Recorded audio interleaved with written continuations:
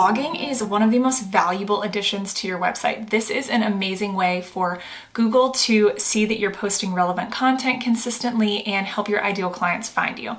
So I'm going to go through just a very broad overview of some of the SEO tips that you should be using in your blog. I am also a wedding photographer, so a lot of this might pertain specifically to photographers, but any service-based, and especially a service-based business that is in a specific location, should be using these tips when you blog. So the first thing to think about when you're blogging is image sizing. So a lot of times, especially as a photographer, you're going to have really high quality, large images that are not actually meant for websites. So having images that are too big on your website are going to slow down the loading time speeds and be much more likely that someone's going to click off your page as it's waiting to load. Also, this slowdown is one of Google's enemies, so definitely want to make sure that your images are sized correctly for your blog. One way to do this is within your website, you definitely want to look at the full pixel width of your website. Most screen sizes, I would say you're not going to want images that are larger than 1200 or 1500 pixels in width. I use a program called Blogstomp to resize all of my images. So what this looks like on the back end is I just go into the settings tab here and I will adjust this pixel width. I typically keep mine at 1500 just in case the person that is viewing my website is looking at it on a larger desktop or a smaller iPad or phone. That is going to make the images so that they're not too large, that they're still loading. However, they're always going to be in focus and really clear, good, professional quality. One additional thing that you can do when you resize images is go through and add a custom file name. This is going to be great for Google picking up on the specific location and any venues or services that you provide. This will allow Google to find them and populate them in a Google image search. So in here on Blogstomp's settings, I will click on Output and update this custom file name. So for this session specifically, I might say something like the venue name. So this is King Family Vineyard, and then include Charlottesville wedding photographer. So you always want to think about keywords and phrases that your client might actually be searching for in Google. That's a great way to embed into your file name. And then you always want to add your business name just as a copyright precaution as well as brand recognition. And then I go through and resize each one of these images before I put them into my blog.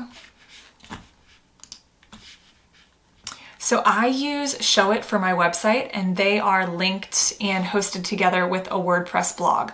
So this can also be an overwhelming process, but here's just a few really quick, simple things that you can do when you're blogging to help Google find your website a little bit easier. So you're always going to want to include the file name as descriptive and keyword location specific as possible. So similar to how you would name image files, I would say something like Charlottesville wedding photographer and then also include the venue. This title of your blog post, you do not need to put your business name since it will be hosted and linked directly through your website's URL. Your business name is most likely already included in that URL. So for these page titles, just keep them really specific with locations and the type of service that you provide. You'll go ahead and paste in your copy and paste in your images.